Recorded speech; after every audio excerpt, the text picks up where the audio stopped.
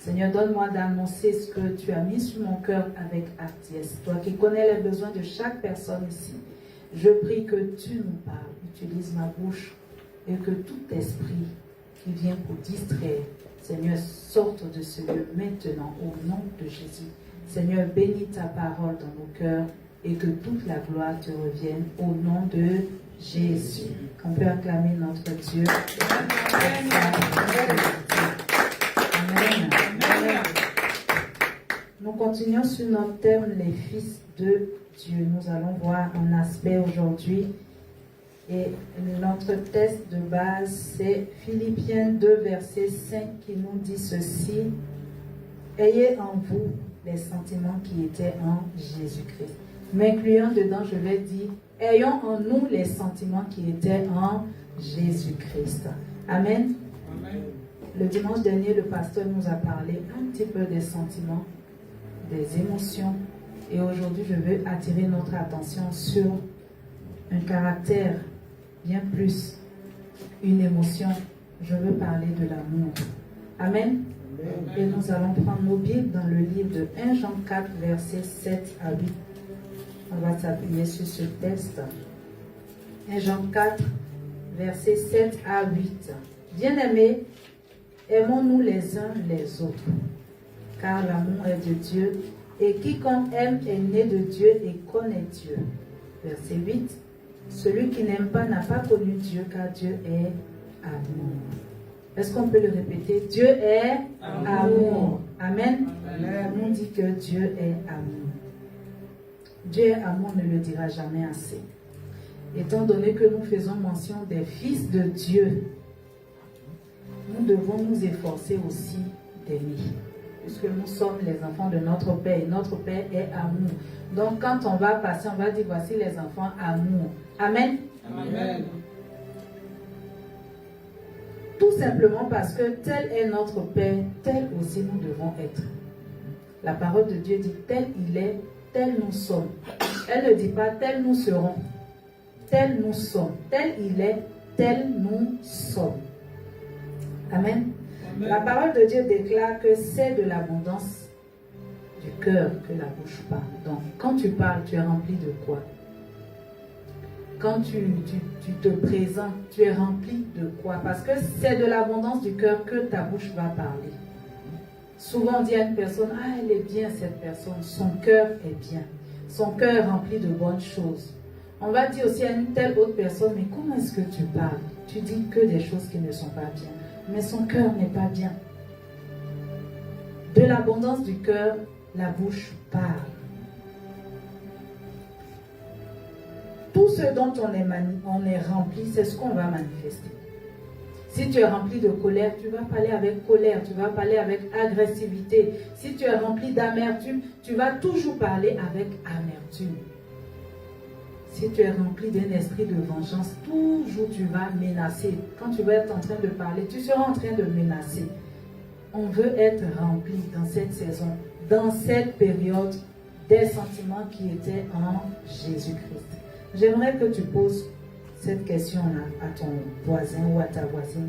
Est-ce que tu aimes? La personne va te dire oui. Elle a dit oui, hein? Il a dit oui. Mais tu aimes comment? Est-ce que tu aimes ceux qui t'aiment seulement? La Bible dit que tu ne fais rien d'extraordinaire. Est-ce que tu aimes ceux qui sont sympas avec toi seulement? La Bible dit encore, tu ne fais rien d'extraordinaire. Comment est-ce que tu aimes? Tu aimes parce qu'on t'aime, tu rends l'appareil, tu renvoies l'ascenseur. Tu aimes ceux qui te mettent en valeur. Tu aimes ceux qui te sont attentifs, qui sont agréables avec toi. La Bible dit toujours, tu ne fais rien d'extraordinaire. Parce que les païens en font autant. Ils aiment ceux qui les aiment, ils marchent avec ceux avec qui ils s'entendent, ils côtoient ceux qui les reçoivent. Donc tu ne fais rien d'extraordinaire. Comment est-ce que tu es? Le pasteur nous l'a rappelé le dimanche dernier, c'est par le moyen des situations contraignantes que Dieu va faire sortir ce qu'il y a au-dedans de nous. Quand tu as demandé à ton voisin, il t'a dit il aime. Elle t'a dit elle aime. Mais Dieu ne regarde pas à notre bouche. il va nous mettre dans des situations, dans des scènes où on va voir, où il va être en train d'observer si nous aimons vraiment. C'est la seule façon. Des fois, on n'aime pas se retrouver dans des situations un peu délicates. Mais c'est le moyen que Dieu a pour faire sortir de notre cœur ce qu'on a au-dedans de nous. C'est son thermomètre, c'est le thermostat avec lequel il vérifie, est-ce que tu es bien aimé? Est-ce que mon fils, est-ce que ma fille aime? Parce que sa bouche a dit qu'elle aime.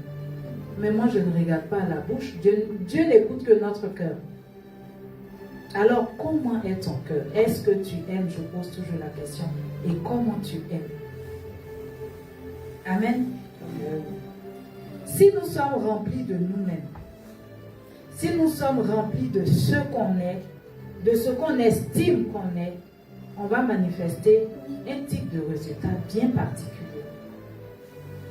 Nous allons spontanément dévoiler ce qu'on a au-dedans de nous. On va lire un passage dans Galates 5, versets 19 à 21. Je vais lire dans la traduction Parole de vie. Galates 5, versets 19 à 21. Ce que les désirs mauvais produisent, on le voit bien. Ça veut dire que tu ne peux pas cacher. Tu as dit tu es bon, mais tu ne peux pas cacher ce que tu es réellement dedans de toi. Ça va se manifester. La Bible dit, ce que les désirs mauvais produisent, on le voit bien. Ils mènent une vie immorale et mauvaise. Ils se conduisent n'importe comment. Ils adorent les faux dieux. Ils pratiquent la sorcellerie. Ils détestent les autres. Ils se disputent. Ils sont jaloux. Ils se mettent en colère. Ils cherchent à passer devant le monde. Ils se divisent en partis et en groupes opposés. Ils veulent ce que les autres possèdent. Ils boivent trop, ils mangent trop et ils font encore bien d'autres choses semblables. Ce n'était pas des païens que Paul parlait. Il parlait à des chrétiens. Voilà certains comportements qu'il a observés. Et pourtant, ce sont des fils. En tout cas, leurs bouches disent, nous sommes des fils de Dieu. Ils veulent ce que les autres possèdent. Ils convoitent. Ils veulent. Ils mangent trop, ils boivent trop, tout est fait en excès. Ce sont des fils de Dieu. Tu as dit que tu aimais, c'est ta place. Tu as dit que tu aimais, mets les autres devant toi, mets-toi derrière. Ah, ça là. Beaucoup m'ont dit, mais ça, c'est pas l'amour. C'est l'amour. Comment tu aimes? Est-ce que tu aimes? Amen. Amen. Nous sommes en train de voir ce qu'est l'amour. Tant que nous serons dans ces choses citées précédemment, nous ne manifesterons jamais ce qui est de Dieu. Pourtant, on est là, quand on lit la Bible, on voit comment Philippe a été téléporté, il a baptisé l'eunuque, on voit comment tel miracle s'est produit, comment le Seigneur Jésus a parlé, comment l'aveugle a retrouvé la vue, comment la femme qui avait la perte de sang, le sang s'est arrêté. Est-ce que Jésus a changé? Est-ce que Jésus a changé? Ou bien il y a le Jésus de 2000 et puis il y a le Jésus de la Bible. Des fois, on a l'impression que c'est comme ça. Le Jésus qui faisait les miracles, il est resté dans la Bible. Et puis le Jésus que nous on prie, c'est le Jésus moderne, bras croisés, il se fait bien, il sent bien, mais il n'a pas de puissance. Tant que nous serons en train de manifester les désirs de la chair, tant qu'on va se laisser conduire par la chair, la convoitise de la chair, on ne va pas produire ce qui est de Dieu. Jamais. Et pourtant, le monde attend avec un ardent désir la révélation des fils de Dieu. Le monde nous attend, nous aussi on attend je ne sais quoi. Il ne doit pas en être ainsi. Dans le spirituel, ce n'est pas le nombre d'années de conversion. Il y en a qui disent, ah, je viens de me convertir, ça fait 1 an. Donc bon, quand je vais avoir un certain nombre d'années, là, je vais ribaba, rindebe. Ou bien, à un certain niveau, là, c'est là maintenant, quand je vais faire la main comme ça, les malades vont être guéris, les paralytiques vont se lever. Bien aimé, dans le spirituel, il n'est pas question de cela. Il y a une loi dans le spirituel. C'est pour cela qu'il y a des gens qui marchent dans une assemblée 10 ans, 15 ans, 20 ans. Ils sont les mêmes. Rien n'a changé en eux. Ils sont les mêmes. Ils deviennent même les gardiens du temple. Mais rien ne change en eux. Pourquoi? Parce que simplement, ils ne mettent pas en pratique ce qu'ils entendent de la parole de Dieu. Ils écoutent. Les dimanches, ils sont là, comme nous. Quand on a fini de prêcher, alléluia, amen, on a fermé la porte du temple. Ils vivent leur vie. Ils boivent trop, ils mangent trop, ils commettent même tout ce que la chair veut envie de faire. La sorcellerie et compagnie. Ce que Paul a cité là, ce n'était pas pour des païens, je le répète, c'était pour des chrétiens. Il parlait à des chrétiens. Amen. Amen. Il y a des gens qui ne sont chrétiens que le dimanche quand ils sont assis ici. Ils vont chanter, ils vont louer, ils vont danser. Quand on sort, ils ont fermé leur Bible. Dimanche prochain encore, on va ouvrir la Bible. C'est dommage. C'est dommage. Et pourtant, comme nous le disait Maman Foster, Dieu a un livre où il inscrit tous les jours de notre vie. Toi et moi, on ne sait même pas à quel niveau on est. Peut-être qu'en tout cas, dans tous les cas, ce qui est sûr, on est plus proche de la fin que du début. Amen. On est plus proche de la fin que du début. Qu'est-ce qu'on a fait? Tu vas me dire, tu viens de te convertir. Amen. C'est maintenant, Dieu va commencer à compter tes jours. Le chrono se met en marche. Dès le moment où tu acceptes le Seigneur. Je reviens sur ce que je disais. Dans le monde spirituel, la puissance se manifeste. L'autorité se manifeste. Pas à partir du nombre d'années que tu fais dans la présence de Dieu.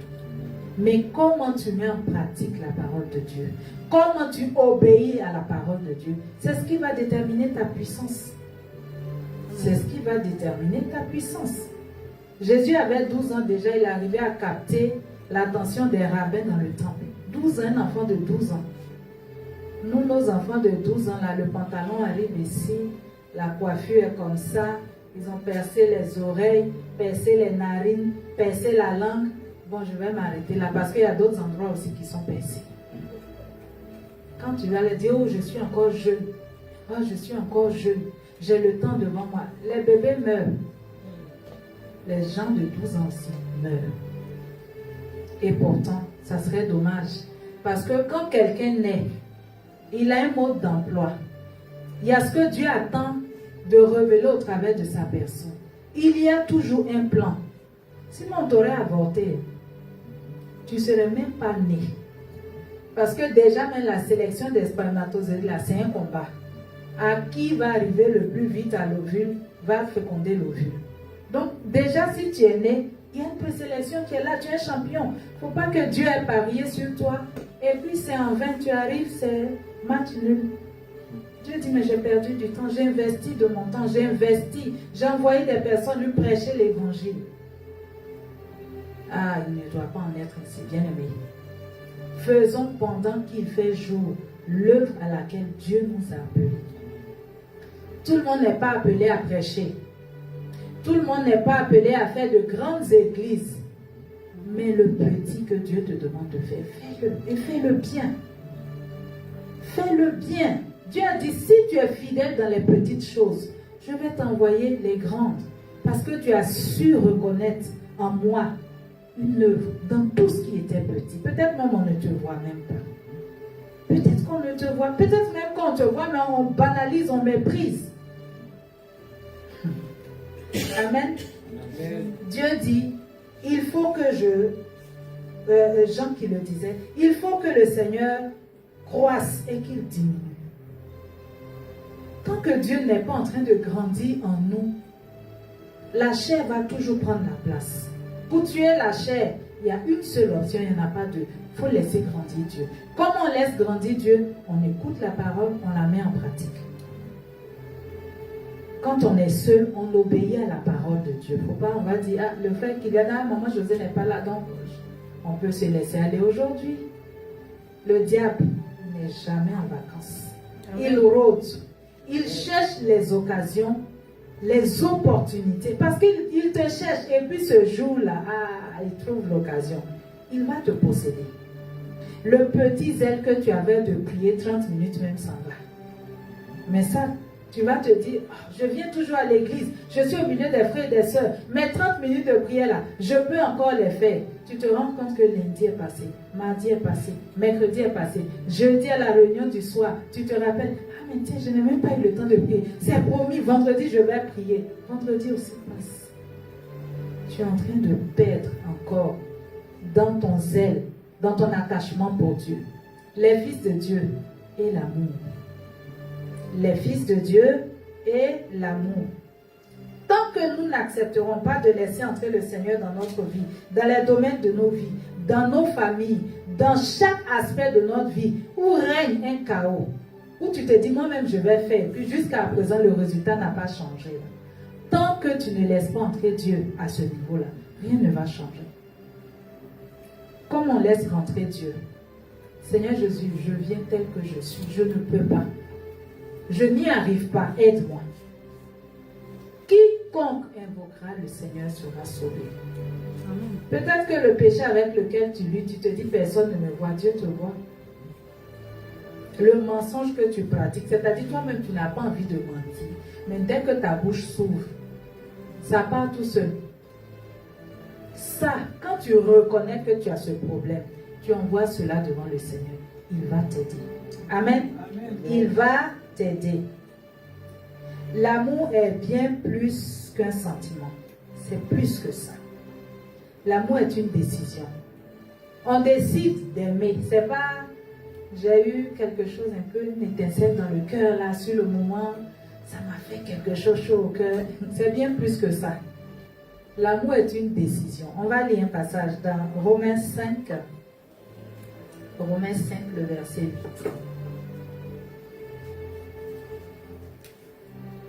Amen. Romains 5, le verset 8 nous dit: mais Dieu prouve son amour envers nous en ce que lorsque nous étions encore des pécheurs, Christ est mort pour nous. Voici l'amour.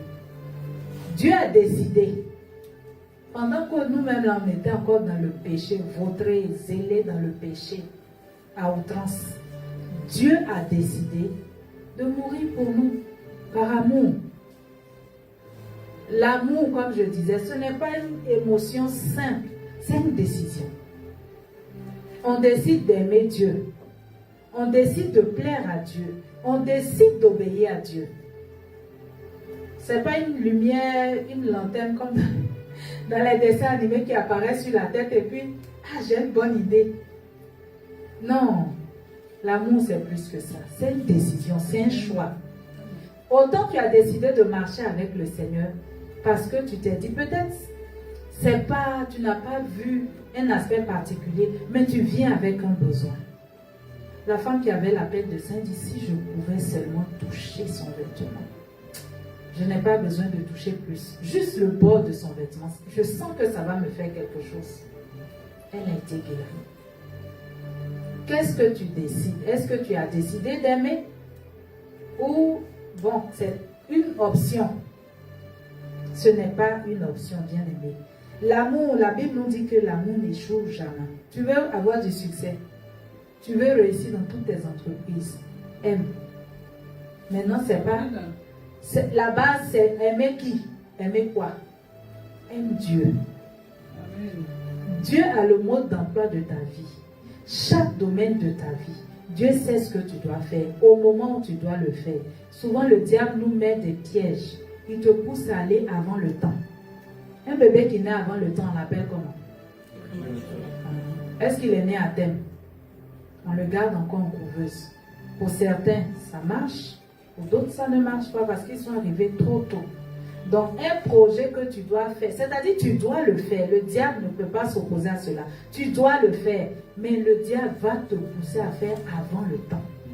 Il y en a qui se sont mariés avant le temps. Demandez-le aujourd'hui, le bilan.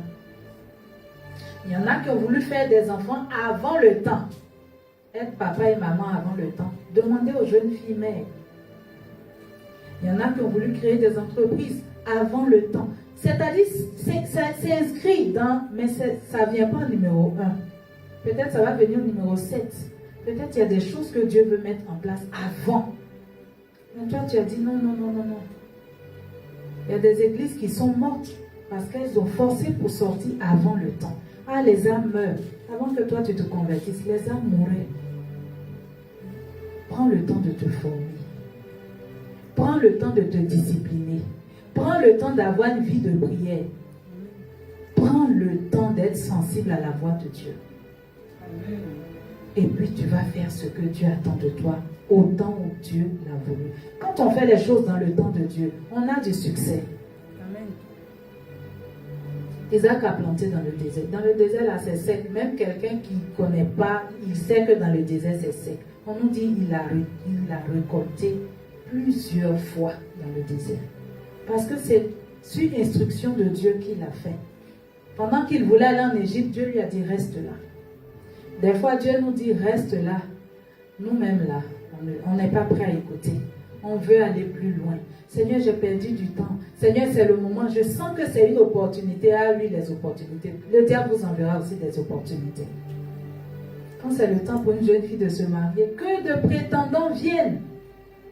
Souvent, c'est le premier venu. Ah, il y a trop longtemps. On saute dessus. Quand tu vas finir de manger, tu vas voir que tu ne digères pas. Amen. Amen. Faisons les choses de Dieu dans le temps de Dieu. L'amour est le lien de la perfection. Et c'est cet amour-là qui nous pousse à obéir au commandement de Dieu. C'est parce qu'on aime qu'on obéit au commandement de Dieu. Amen. Amen.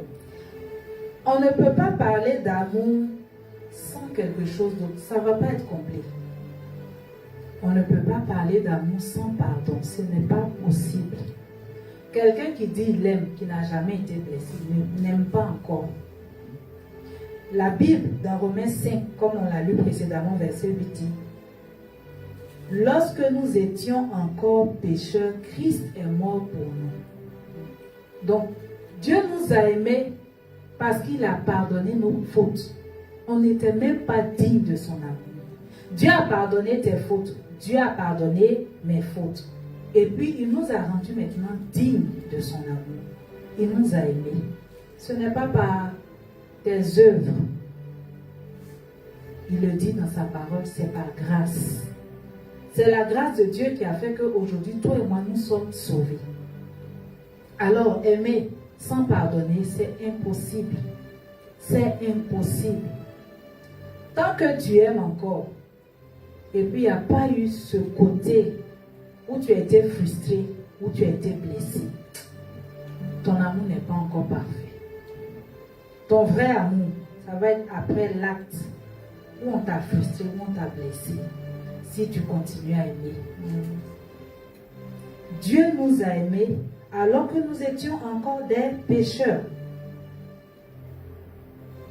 Dieu ne nous a pas compté nos fautes. Il n'a pas regardé pour dire, bon, ça, je mets ça de côté. Le jour où je vois, ils sont récalcitrants, je vais sortir le cahier des fautes. Non, non, non, non, non. Dieu n'a pas regardé à nos mensonges, à nos impudicités. Sinon, s'il devait regarder ça, c'était la condamnation directe. Mais Dieu a dit non, j'efface complètement tout ça et je vous rends digne de mon amour. Je vous rends des personnes qui doivent recevoir mon amour. Amen. Le Seigneur nous a pardonné totalement et il a décidé de nous aimer comme des personnes dignes. Nous devons faire comme le Seigneur. Nous aussi. Amen. Comment est-ce que nous pardonnons? Il y en a qui vont dire, j'ai pardonné mais je n'ai pas oublié. Dieu a complètement pardonné tes fautes. Dieu a complètement pardonné moi mes fautes. Et toi alors? Dieu dit, si tu prends un verre comme ça pour pardonner, toi, lui aussi c'est ce qu'il va prendre. Il est juste, non?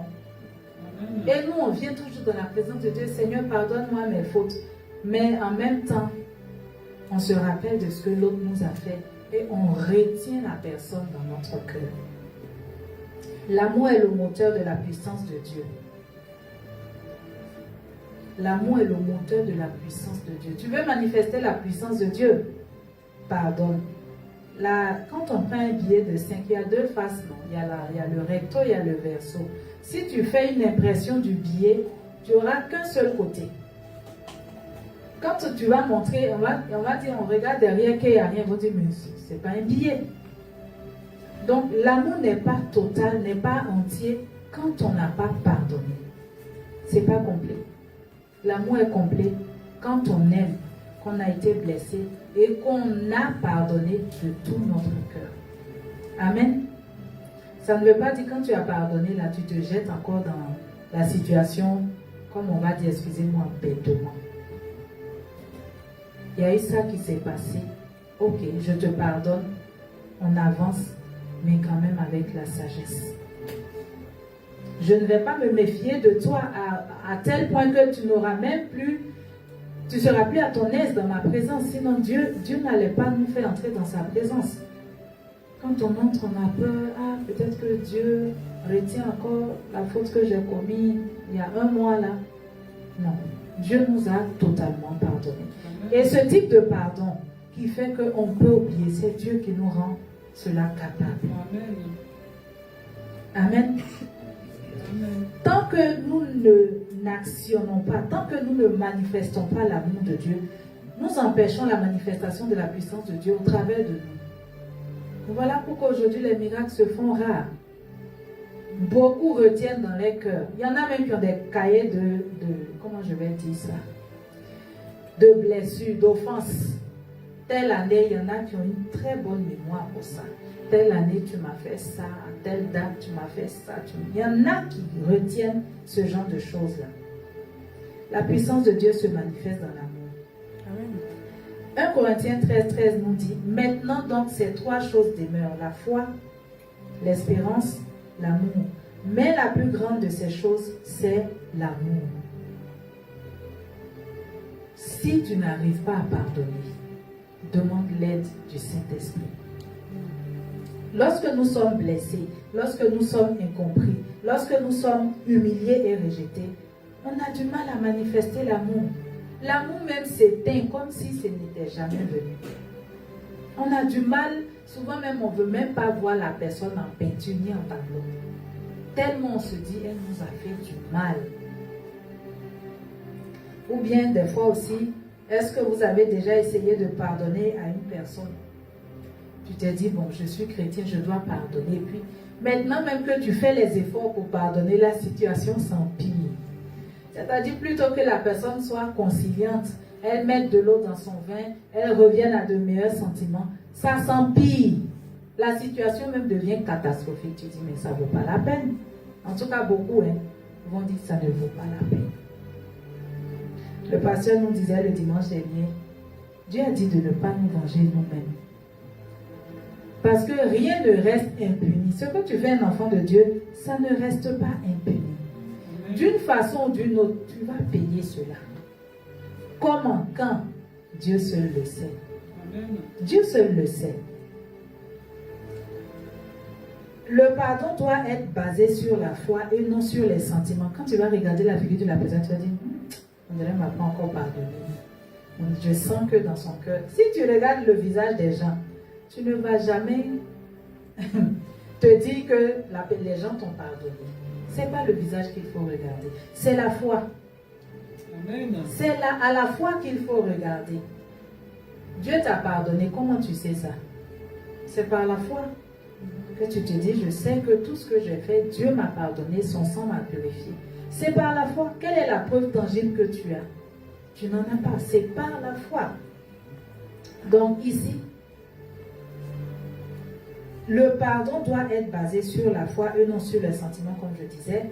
C'est un acte aussi de maturité et de décision. Tout comme l'amour. Le pardon aussi est une décision.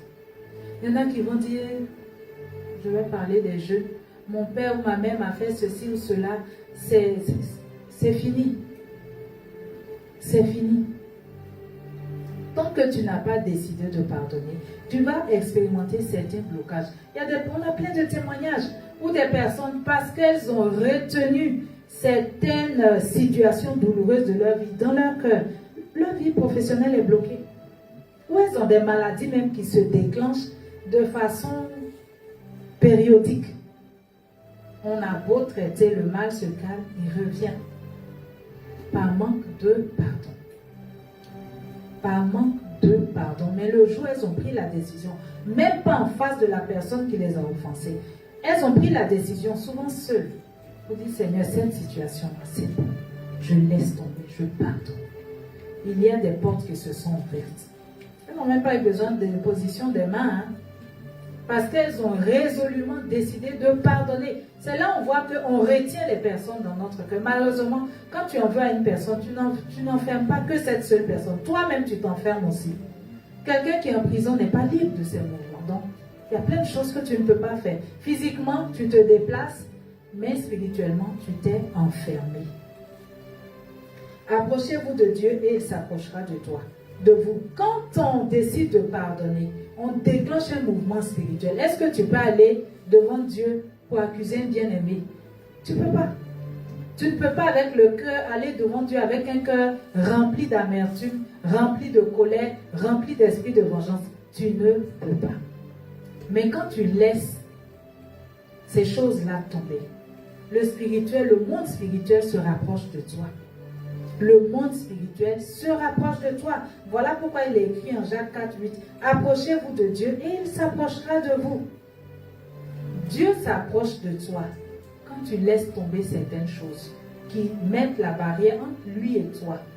Amen. Si le monde spirituel s'approche de toi, tout ce qu'on a physique ici est d'abord acquis spirituellement.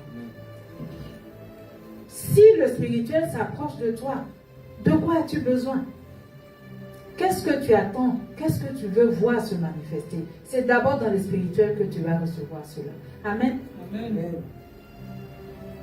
Il y a dans notre âme la mémoire qui nous permet de nous souvenir des bonnes choses. Malheureusement, pas que des bonnes choses. Des fois, on a dans notre esprit le souvenir aussi des mauvaises choses. Et le diable, quand tu as pardonné, va revenir de temps en temps te rappeler ces choses-là. Mais c'est pas telle personne qui t'a fait ceci, c'est pas telle personne qui t'a fait cela. Méfie-toi de cette personne. Et puis tu es tout le temps sur tes gardes. Quand ces situations-là vont arriver, parce que tu es un fils de Dieu, parce que tu es un enfant de Dieu, tu vas prendre autorité aussi. Amen. Amen. Le pasteur le disait, on chasse une mauvaise pensée en semant une bonne pensée. C'est pas je te chasse et puis l'espace reste vide comme ça. Les gens du monde disent, l'espace a horreur du vide. Si c'est vide là, si tu veux, mais la terre là ne sert rien dedans, les mauvaises herbes vont pousser. Ça va pousser, on dit mauvaise parce que c'est pas toi qui as planté, mais ça pousse quand même. Amen. Amen. Donc, quand le souvenir de l'offense revient au-dedans de nous, il faut prendre autorité et proclamer, j'ai décidé de pardonner, alors je refuse de laisser apparaître ces souvenirs-là. Et en faisant cela, les pensées vont s'éloigner de toi. Elles vont complètement s'éloigner de toi. En agissant ainsi, tu seras en train de te soumettre à Dieu. Il y a une parole qui dit, soumettez-vous à Dieu, résistez au diable et il s'enfuira loin de vous. Plus les pensées, les souvenirs de l'offense vont venir en vous et que vous allez les chasser en déclarant que vous avez laissé tomber, vous avez pardonné, vous ne voulez plus de ces pensées-là au-dedans de vous. Dieu va se rapprocher de vous. Et quand Dieu se rapproche de vous, le diable il fuit. Amen. Le diable, il fuit. Amen. Amen.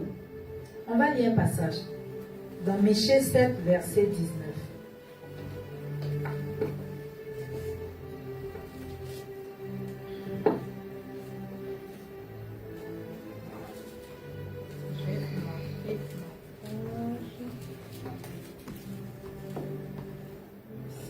Michée 7, verset 19 nous dit: il aura encore compassion de nous.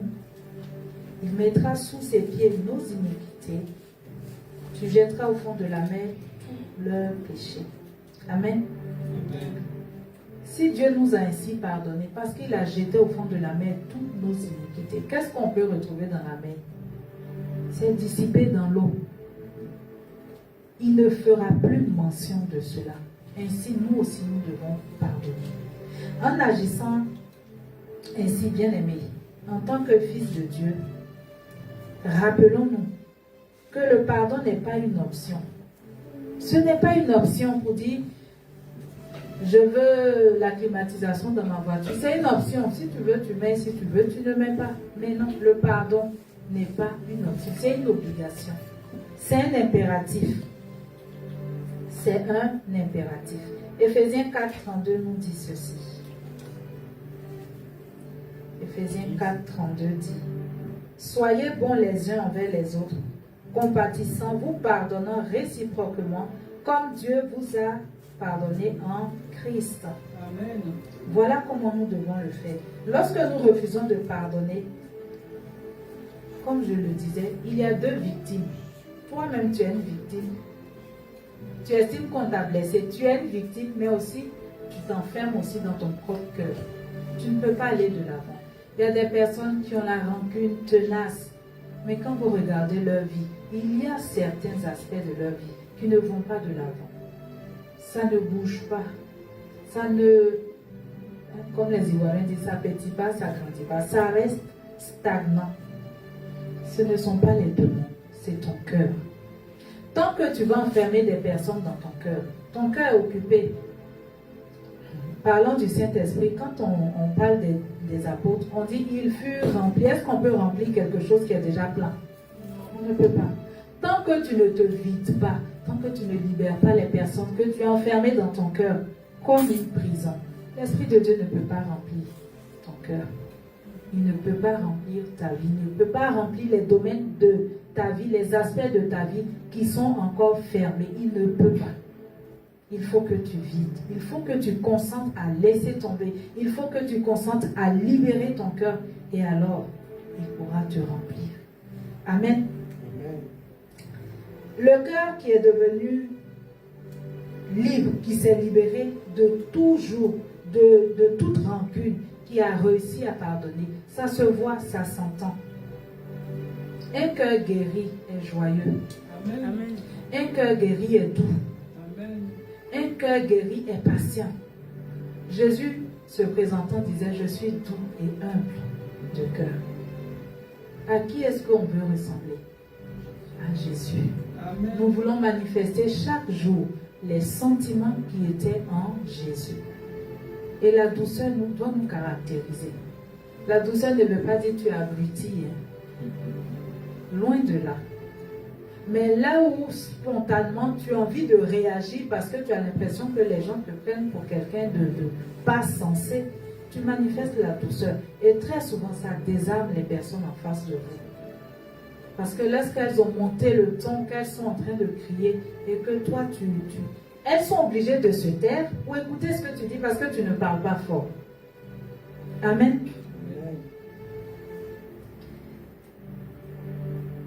On va lire un passage qui va nous servir bientôt de conclusion. 2 Pierre 1, verset 3, ensuite verset 5 à 8. Je lis la parole de Dieu. Sa divine puissance nous a donné tout ce qui contribue à la vie et à la piété au moyen de la connaissance de celui qui nous a appelés par sa propre gloire et par sa vertu. Verset 5. À cause de cela même, faites tous vos efforts pour joindre à votre foi la vertu, à la vertu la connaissance, à la connaissance la maîtrise de soi, à la maîtrise de soi la patience, à la patience la piété, à la piété l'amitié fraternelle, à l'amitié fraternelle l'amour. L'amour apparaît encore ici. Et un verset nous disait que l'amour est le plus grand. Amen. Verset 8. Car si ces choses sont en vous et ils sont en abondance, elles ne vous laisseront point oisifs ni stériles pour la connaissance de notre Seigneur Jésus-Christ. Amen. Amen. Tel il est, tel nous sommes. Jésus a dit, si vous êtes avec moi et que mes paroles demeurent avec vous, vous ferez des œuvres plus grandes. Quand on voit déjà ce que le Seigneur Jésus a fait, et il nous dit qu'on est capable de faire de plus grands, wow, il faudrait qu'on arrive à le faire. Et pour cela, il faudrait que nos cœurs soient libérés. Il faudrait qu'on manifeste l'amour, pas à notre façon. Il ne faut pas qu'on aime à notre façon. Le Seigneur Jésus, comme je vous ai aimé, aimez-vous les uns les autres. Comme il y a une manière de Jésus, une manière à laquelle le Seigneur Jésus nous a aimés. Et si nous aimons de cette façon, nous allons produire aussi les mêmes résultats que lui. Amen. Nous allons nous mettre debout. Oh, je veux croire que à l'issue de cette parole, une personne est en train de réaliser que si elle aimait déjà, elle doit aimer encore, mais plus à sa façon, plus à la manière de Dieu.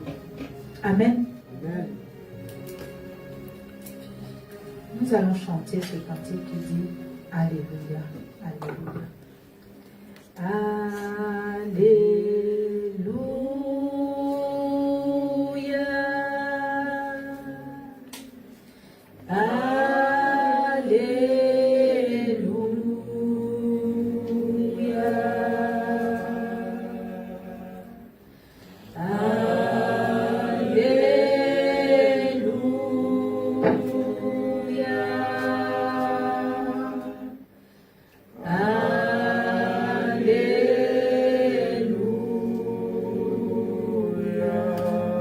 Jésus guérit, Jésus guérit, Jésus guérit, Jésus guérit, Jésus guérit, Jésus guérit,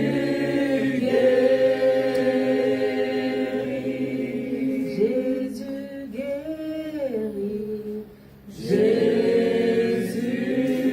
guérit. Pendant que nous sommes levés, je veux croire que nos cœurs ici ce matin ne sont pas malades. Ça, c'est ce que je veux croire. Mais cela n'est pas vrai. Parce que nous avons chacun un parcours. Nous avons connu des moments difficiles. Et bien des fois, cela nous a rendus malades. Et ce matin, Dieu veut guérir nos cœurs. Dieu s'attend à visiter nos cœurs. Il a dit, je me tiens à la porte et je frappe. Si quelqu'un entend et m'ouvre, j'entre. Ce matin, nous allons prier et présenter nos cœurs entre les mains de Dieu.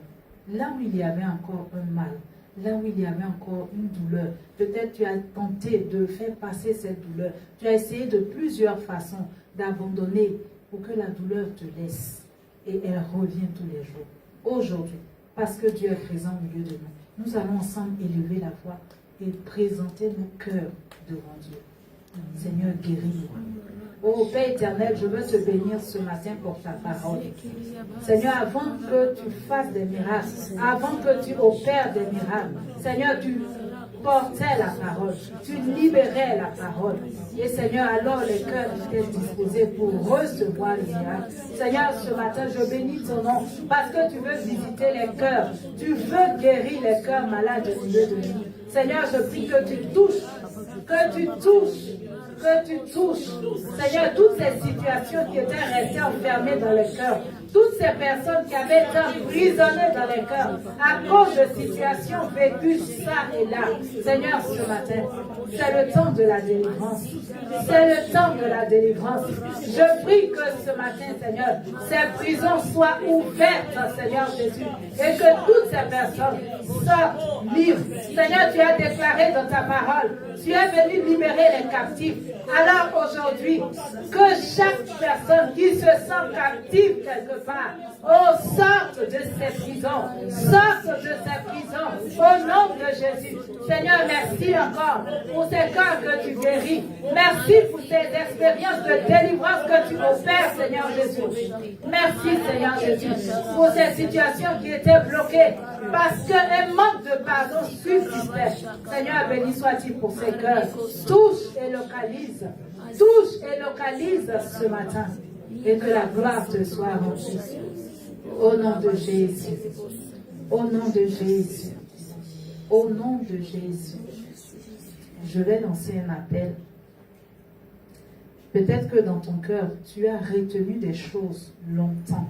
Quand une personne, elle ne peut même pas être présente au milieu de nous. Ça peut être un proche, ça peut être un collègue. Peut-être que tu as retenu quelque chose contre tes parents. Si tu es là au milieu de nous, lève simplement la main, nous allons prier. Je crois que ce matin, notre Dieu veut relâcher un esprit de délivrance et de guérison pour restaurer certains aspects de ta vie. Certains aspects de ta vie. Oh Père éternel, je veux te bénir ce matin. Seigneur, tu vois ces personnes qui ont levé les bras. Seigneur, c'est toi qui peux guérir. C'est toi qui peux restaurer. Seigneur, tu nous as aimés alors que nous n'étions même pas dignes. Et c'est selon que nous pardonnons que tu vas utiliser la même mesure pour nous pardonner. Mais Seigneur, ce matin, parce que tu es présent au milieu de nous, nous voulons te présenter toutes ces personnes. Touche et donne-leur, rends-leur capables de pardonner totalement. Seigneur, que tout ce qui était retenu jusqu'à ce jour, oh, soit relâché maintenant. Ces portions que l'ennemi avait, oh, pour pouvoir avoir accès à leur vie, sont condamnées, sont fermées maintenant par ton sang. Seigneur, merci de délivrer et totalement. Seigneur, merci de délivrer totalement. Jésus, merci de délivrer totalement. Jésus, merci de délivrer totalement, Seigneur. Qu'elles expérimentent la délivrance qui vient de toi. Qu'elles expérimentent la délivrance qui vient de toi. La guérison qui vient de toi. Seigneur, merci. Merci d'aider. Merci d'aider. Tu vois ces personnes qui luttent. Merci d'aider. Merci d'aider. Jésus, merci d'aider. C'est en ton nom que nous avons prié. Au nom de Jésus. Amen. Est-ce que nous pouvons acclamer la parole de Dieu?